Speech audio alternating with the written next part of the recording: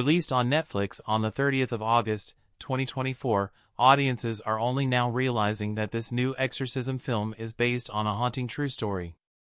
The Deliverance, directed by Lee Daniels, took heavy inspiration from this one particular case which occurred all the way back in 2011. The Academy Award nominee Daniels, known for the 2009 classic, Precious, had already admitted his concerns about working on the project, making its release all that more surprising. The story behind The Deliverance is truly terrifying, which makes the finished project a slight disappointment.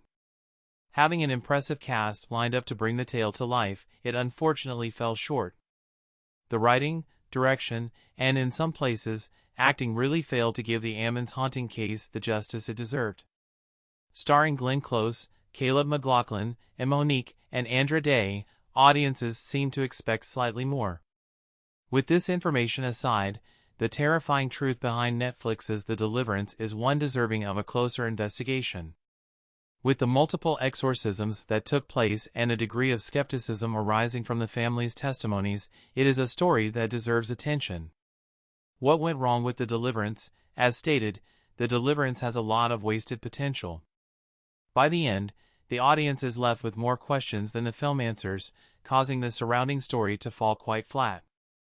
Prior to the film's release, media attention was more focused on the casting of Monique.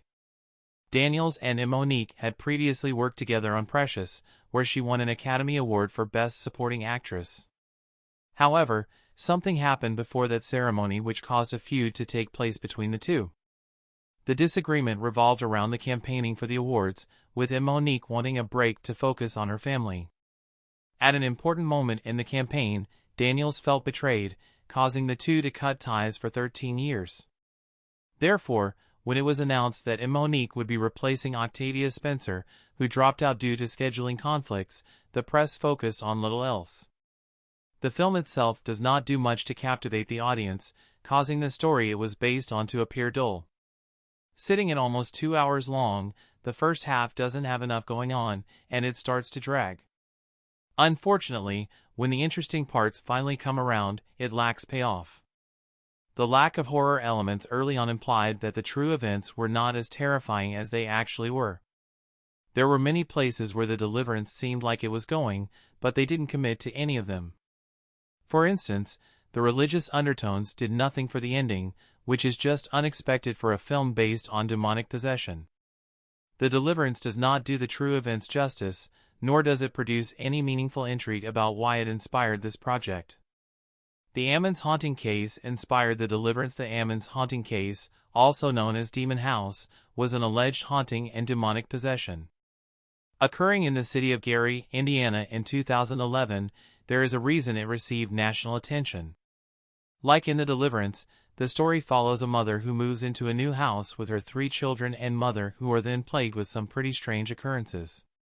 Within days of being in the house, they reported the strange event of black flies swarming the porch in December and would keep returning even after their extermination. Shortly after this, the events only became more paranormal, with Rosa Campbell, played by Glenn Close in the film, claiming to hear footsteps in the basement and witnessing the figure of a man pacing around the living room. She even stated that an unseen force began choking her at one point. This was not solitary to Rosa either, with Ammons' 12-year-old daughter apparently levitating off her bed during a sleepover, only coming down once they prayed.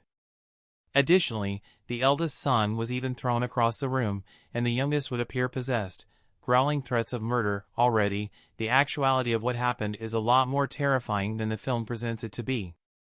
Even more scary is the isolation the family faced. Reaching out to their physician for help, he noted that they appeared delusional.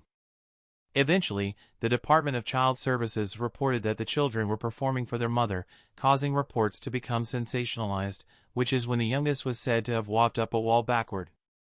This caused the family to request an exorcism from Father Michael Maginot, who concluded that the family was being tormented by a demonic presence. He came to perform 3 exorcisms, but the haunting only stopped once the family moved away in 2012. Many believe that the haunting never actually happened. As mentioned, the family's physician did not believe that the family was experiencing the reported events. Whenever he visited the home, he witnessed none of the reported activity or behavior. In addition, the investigator of the paranormal, Joe Nickel, claimed that the police chief, Charles Austin, was a believer in the supernatural, so his reports were unreliable. Moreover, many of his interviews pointed to a misreporting of original events, as well as some embellishment and exaggerations. For instance, to Nickel, the girl's levitation was explained by her throwing herself upwards, and the boy walking up the wall was allowed by his grandmother holding his hand, making it easier for him to do this. Moreover, the homeowner of the house had not previously heard any similar reports and even claimed that the demonic claims were an excuse for missing rent payments.